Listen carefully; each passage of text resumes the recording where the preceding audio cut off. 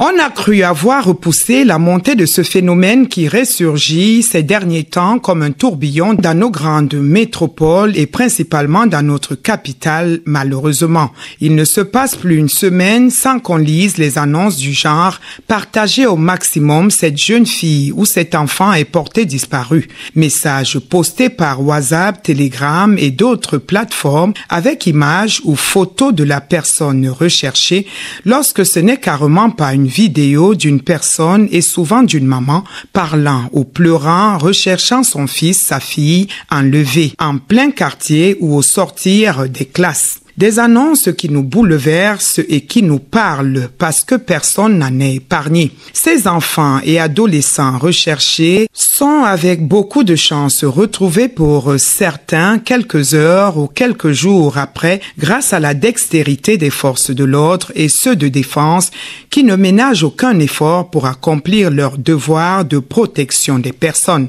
Malheureusement, quelques cas rares de disparition définitive conduisent à la découverte macabre du corps sans vie de la personne enlevée et c'est sans trop comprendre comment le kidnapping a été orchestré. La contribution tous azimuts des réseaux sociaux à la communication de ces forfaits est satisfaisante. Elle permet de divulguer le message à travers un maximum de partage afin que les mises en cause soient rapidement cernées. L'ampleur du phénomène d'enlèvement des enfants crée une psychose chez les parents et les familles de ces enfants qui empruntent les taxis pour se rendre à l'école et vice-versa, et chez ceux des enfants qui se baladent dans les rues des quartiers. La question de l'insécurité galopante est bien la cause de cette triste réalité qui se décline sous des formes multiples. Demande de rançon, meurtre, viol des enfants, des jeunes filles kidnappées, menaces de mort et autres. Qu'est-ce qui est véritablement à l'origine de cet état de choses?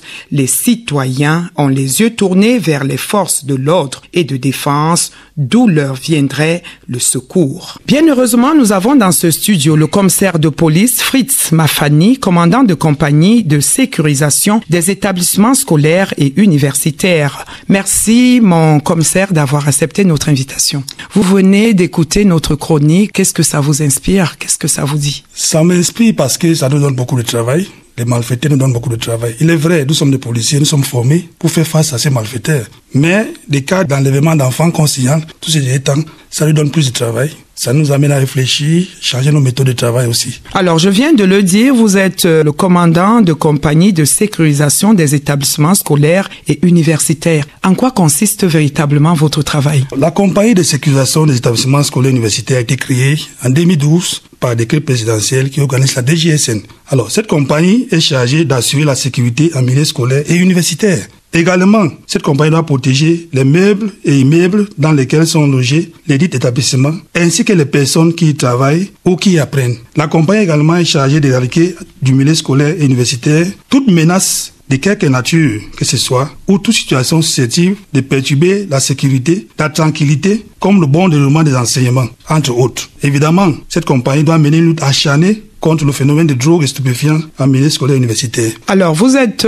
commis à cette tâche et d'autres certainement. Évidemment. Qu'est-ce qui se passe donc? Vous n'arrivez pas à faire votre travail, ces enlèvements? Est-ce qu'il faut comprendre que vous êtes débordé?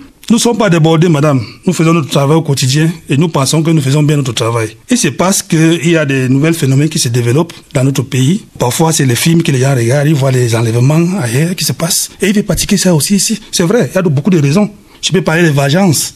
Il peut y avoir un deal entre parents et ça ne marche pas. Et pour se venger, quelqu'un estime que c'est en enlevant l'enfant d'autrui qui va se venger. Par exemple, il y a des abus de confiance. Un parent qui confie ses enfants à un bensiquinaire, les amener à l'école, et quand il a des problèmes avec ses parents, il préfère enlever les enfants et les amener ailleurs. Il y a aussi les conflits matrimoniaux. Quand la justice a confié la garde des enfants à un parent, l'autre parent parfois peut enlever ses enfants à l'école et les amène ailleurs. Il y a aussi les pratiques occultes. Vous savez, quand vous n'avez pas de toilette, des enfants qui disparaissent, après on retrouve les cadavres. Il y a des pratiques occultes qu'ils font avec ces corps. Il y a aussi les fake news.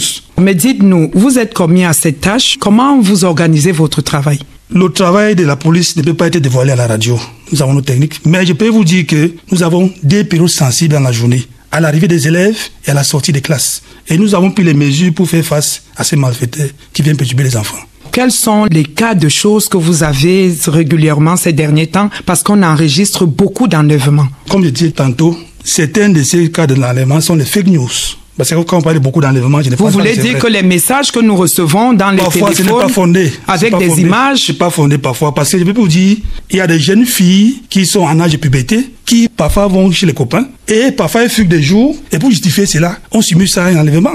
Nous menons nos enquêtes sur le terrain. On se rend compte que parfois c'est des filles qui ont fugué, et pour justifier cette fugue, elle dit qu'elle a été enlevée. Vous comprenez un peu? Oui. Donc c'est pour ça qu'il dit que parfois, quand on voit les alertes, parfois c'est les fake news. Oui. C'est les fake news. Mais quand c'est un cas oui. qui est vrai, qui est sérieux, comment vous vous y prenez pour pouvoir attraper les malfaiteurs? La fille qui a été enlevée oui. du collège de la retraite, oui. au début de la retraite. Justement, c'est un cas qui a fait... Fille, elle a 11 ans. Oui. Et il se trouve que quand les rançonneurs ont appelé les parents, ils sont venus vers moi. Et nous avons allaité la gestion de la police judiciaire déjà pour les enquêtes. Mais le parent a été fautif à un niveau. Un enfant de 11 ans qui habite Nyomde ne peut pas quitter le collège de la retraite, prendre le taxi seul, descendre au Carrefour Messassi et prendre une moto pour l'amener à Nyomde. Il se trouve que son ravisseur, c'est quelqu'un qui a travaillé sur son père et il savait que son père avait des moyens et a utilisé son système. Alors le ravisseur a donc utilisé ce fonctionnement et il a exploité ça. Il allait attendre l'élève devant l'entrée de son père. Donc vous comprenez que là, c'est pour allaiter les parents. Il doit prendre une disposition. Surtout pour les tout petits. Accompagnez vos enfants à l'école. C'est pas toujours évident. C'est pas évident parce qu'il y a les charges. Mais on peut prendre d'autres mesures, d'autres dispositions.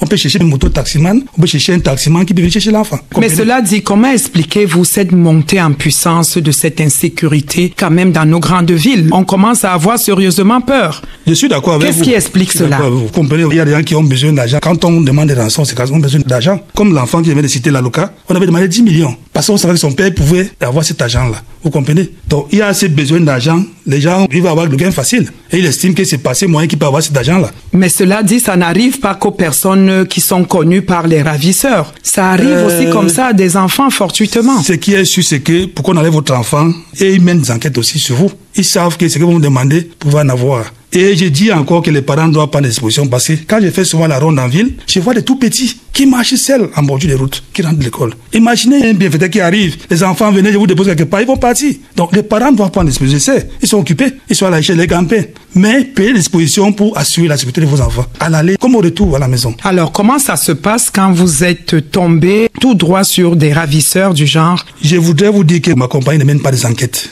Nous sommes une unité de maintien de l'ordre. Quand il y a des cas d'alerte, nous mettons la police judiciaire en action.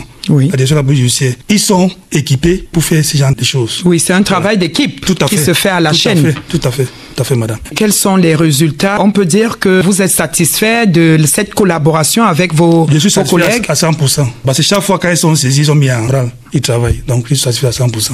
Alors, nous allons sortir par là un conseil. Vous qui faites face à ce genre de situation, vous vous occupez des élèves oui. comme des étudiants. Aussi. Quel est le conseil qu'il faut leur donner à ces élèves, à ces étudiants et même à leurs parents? Vous avez commencé tout à l'heure. Je vais commencer par les parents. Les parents doivent surveiller les enfants, maîtriser les positions. Minute by minute, comme on dit en anglais. Il faut savoir quand un enfant n'est pas à la maison, il est à l'école, il est à tel endroit. Il faut les surveiller. Deuxième chose, les parents doivent accompagner les enfants à l'école. Les chercher à la sortie, comme je disais tantôt. Surtout les tout petits, parce qu'ils sont plus vulnérables. Les parents doivent aussi assurer le suivi de les enfants. Parce qu'un enfant qui va à l'école, qui n'a pas rien pour manger, quelqu'un va venir dire, mon fils, venez vers moi, il vous donne l'argent, il va aller vers lui. Après, on bloque le portier de la voiture, il est parti. Et il faut aussi signaler aussitôt aux forces de maintien de l'ordre. Dès que votre enfant est signalé porté disparu, il faut signaler aux forces de maintien de l'ordre. Maintenant, ce qui concerne les élèves, ils doivent être ponctuels à l'école. Et dès que l'école finisse à la sortie des classes, qu'ils rentrent à la maison. Ils ne doivent pas vagabonder, flâner partout. Ils doivent marcher en petits groupes.